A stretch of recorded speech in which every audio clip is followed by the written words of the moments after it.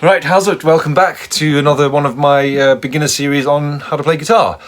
So this episode we're going to be looking at how to read chord boxes and a little bit about how they relate to tab.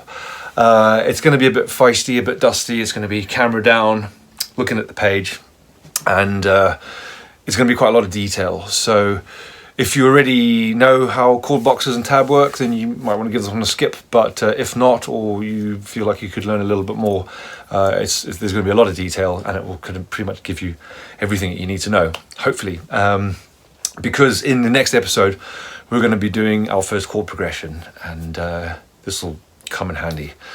So yeah, I hope you get something out of it. Excuse the dirty fingernails. I've just lit my log burner, so it's nice and toasty in here. And with that in mind, hope you enjoy. Good luck. Happy learning. Bye. So here we go. If we look on the right side here, we can see I've drawn a guitar. It's pretty obviously a guitar.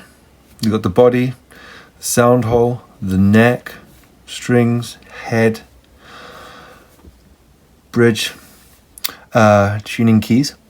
Now, the bit that we're interested in is this darkened up bit. I have drawn and labeled the nut. The 6 vertical lines are the strings, and these 3 horizontal lines are the first 3 frets, fret 1, fret 2, fret 3. Okay, so it's literally a drawing of a guitar. Okay, now over here, you can see I've enlarged that bit. All right, I've just enlarged it. Okay, so we can see it here in more detail. We can see we've got the 6 vertical lines, which are the strings. Okay, it's not the edge of the guitar or the edge of the neck. These are the strings. Okay, we've got the thick or low E string and the thin or the high E string, you know, equating to the edges of this. We've got the nut, which I've labeled, and then we've got fret 1, which I've labeled fret 2 and fret 3. Okay, it is literally a diagram of this part of the neck. I've labeled the strings on top: capital E, low E, thick string, Eddie 8, dynamite, goodbye, Eddie, thin string, high E, lowercase e. Okay, it's literally a drawing of that, just enlarged. All right, and I put these 2 blobs here. Okay, so if this was a guitar, imagine just the guitar lying down on the floor. Put these blobs there. If you were to play what this chord box is asking you to do, those blobs would be where you put your fingers. Okay, my fingers are too big, but if you imagine a finger there and a finger there. Okay, you can see they're both on the A string and the D string, and they're behind the 2nd fret. Okay, it's a diagram. So those blobs would be where your fingers would go, where if they were to leave a fingerprint or a mark. Okay, I can even fill them in here if we wanted to, there and there. All right. Okay, that is literally a chord box. It's just telling you where to put your fingers. Right. Think about it. If you're struggling with it, just take a moment to think about it. Maybe even orientate your guitar like that. You could hold this, or not this particular thing, but you could hold that in your mind over the top of it. Okay, it's a drawing. I teach primary school as well, and my 5-year-olds understand this. So just take a moment to think about it. If you find it confusing, it's just a diagram. Don't overthink it any more than that. So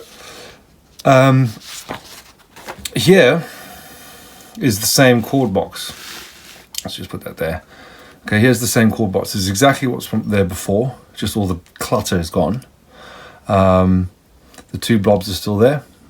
And underneath it, I've written what chord that is. Now, you'll know what a chord is from my previous videos. But there are the blobs, and there's your fingers. Okay. Now, you might wonder why it's orientated like that. I have thought of doing some kind of over the shoulder. I suppose that's what it would look like if you're actually playing your guitar. Those would be your fingers. You see what I mean? A bit like if we were to bring this back, that's what you would actually see if you're holding your guitar. And your fingers would go there. But we have to rotate it in our minds because that's how it's presented.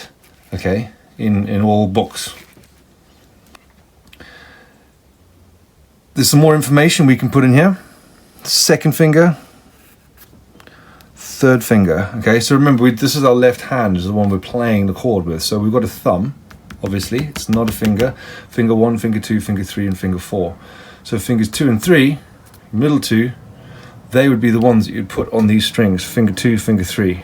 Okay, again, the orientation, if you wanted to think of it, is a little bit like this. Finger 2, finger 3, as if you're looking at your guitar, but you have to turn it in your mind. Okay, so all it is, it's just a diagram. It just tells you where to put your fingers, right? And it's and underneath, it'll tell you what chord it is. Now, I've drawn out what it looks like in tab as well. If you missed the tab lesson, please please go back and check it out. But there's less information here because although we're being told to play the 2 second frets on the A and the D string, okay, and for open strings or no frets, we don't press down. It's not telling us to use our second and third finger to do it. So that's that extra bit of information that you get in a chord box, and you can quite easily see the shape of it. Now you may be thinking, like, why do we have these 2 different notations? What a chord box can't do is, for example, here's that C major scale we looked at in one of the lessons. You can look it up, it's the scale lesson. So tab, you can very quickly just put in a series of notes, whereas if you were to do that in chord box, you'd have to draw a chord box for that, a chord box for that, a chord box for that, chord box for that, chord box for that, chord box for that, chord box for that, and a chord box for that. It's going to get very long and tiresome and pointless. Okay, so generally chord boxes just tell you the shapes, whereas a well-written tab will also tell you like how to play it rhythmically, because you'll have your music written above it. There'll be instructions for strumming up and down. You can have a lot more detail in tab in terms of like how to play it. So yeah, it's just a more detailed way. Whereas if you very quickly want to get strumming some songs, which we're going to do next lesson, chord boxes are really useful. But it's nice to realize that they're the same thing.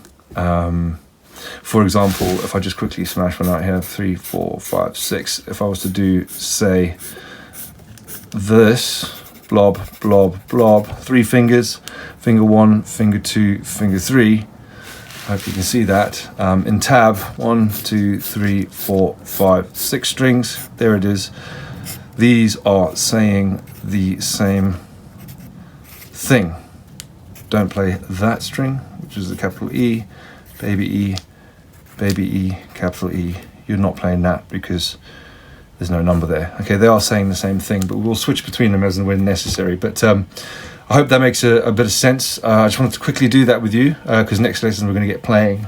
Please ask any questions down in the comments, but it's pretty basic stuff. But don't feel bad if you don't understand it, because I found it a little tricky myself, understanding what's going on, especially orientating the 2 different things and switching between the 2. But as you progress, you'll start to realize why it's done. But they're the 2 main notations we're going to be using. All right, see you in the next one.